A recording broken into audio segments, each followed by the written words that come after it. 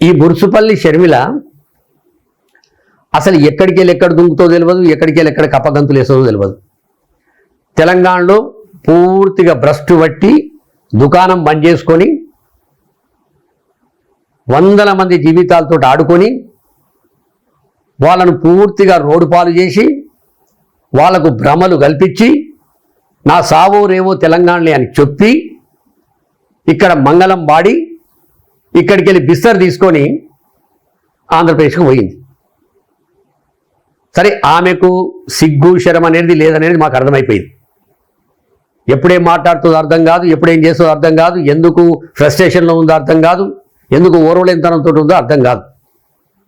ఆమె కొత్తగా ఏదో ఆంధ్రప్రదేశ్కు నేను ప్రత్యేక హోదా వచ్చే వరకు నేను ఆంధ్రప్రదేశ్ బిడ్డగా పోరాడతా అని ఒక దగ్గర చెప్తుంది, పోలవరం కట్టేంత వరకు పోరాడతా అని ఇంకో దగ్గర చెప్తుంది, కడప పార్లమెంటుకు వచ్చే వరకు అవినాష్ రెడ్డి గారి కుటుంబం మీద అవాక్కు చెవాక్కులు పేలుతుంది.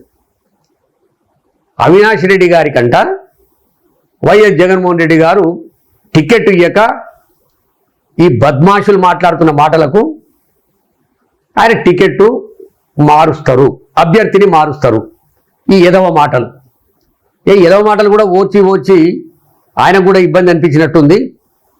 మొన్న అవినాష్ రెడ్డి గారు కూడా ప్రెస్ కాన్ఫరెన్స్ పెట్టి ఓపెన్గా చెప్పాడు, అమ్మా నేను ఇళ్ళ పడుతున్నాను, నువ్వేమి ఇబ్బంది పడకు, నీ మొరుగుడు బంద్ చేయండి, నీకంటే నేను 10-12 ఏళ్ళు చిన్న, మనం రక్త సంబంధం ఉన్నటువంటి అన్న అక్క తమ్ముళ్ళము, దయచేసి నా కుటుంబాన్ని రోడ్డు మీదకి ఇచ్చే ప్రయత్నం చేయకండి.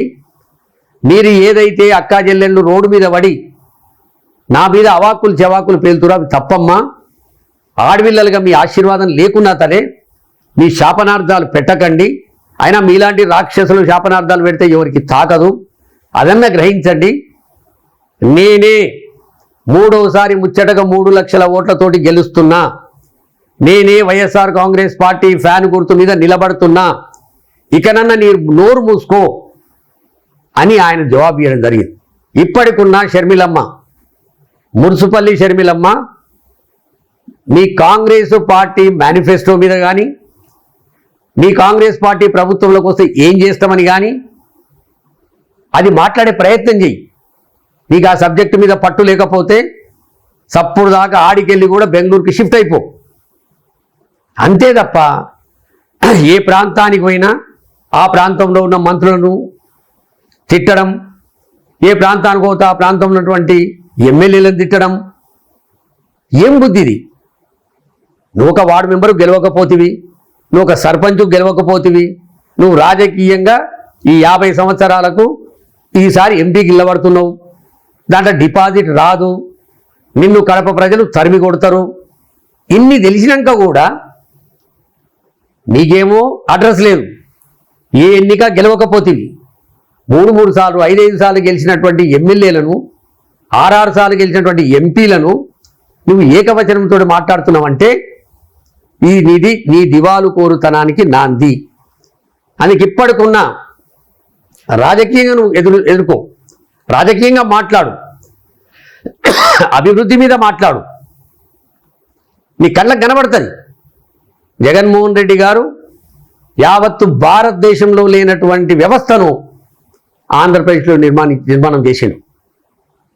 అది విలేజ్ సెక్రటరీలు కావచ్చు, నాడు నేడు స్కూళ్ళు కావచ్చు, నాడు నేడు ఆసుపత్రులు కావచ్చు, విద్యార్థులకు మంచి భోజనం కావచ్చు, ప్రాజెక్టులు కావచ్చు, ఆసుపత్రులు కావచ్చు, ఇన్ని పెద్ద పెద్ద కార్యక్రమాలు చేస్తున్నటువంటి జగన్మోహన్ రెడ్డి గారి మీద నువ్వు ఒక దిక్కు మేనిఫెస్టో పెట్టుకో, జగన్మోహన్ రెడ్డి గారి మేనిఫెస్టో, ఓ దిక్కు ఆయన చేసినటువంటి అభివృద్ధి బేరీ చేసుకో.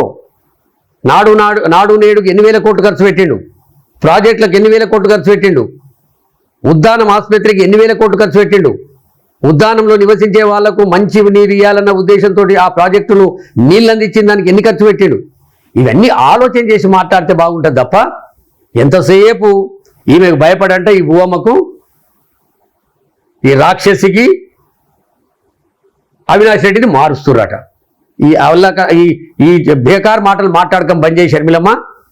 నీవు సూటిగా చెప్తున్నా, నిన్ను డిపాజిట్ రాకుండా 100 కంటే తక్కువ ఓట్లు వేయించి నిన్ను కడప ప్రజలు తరిమి కొట్టడం ఖాయం.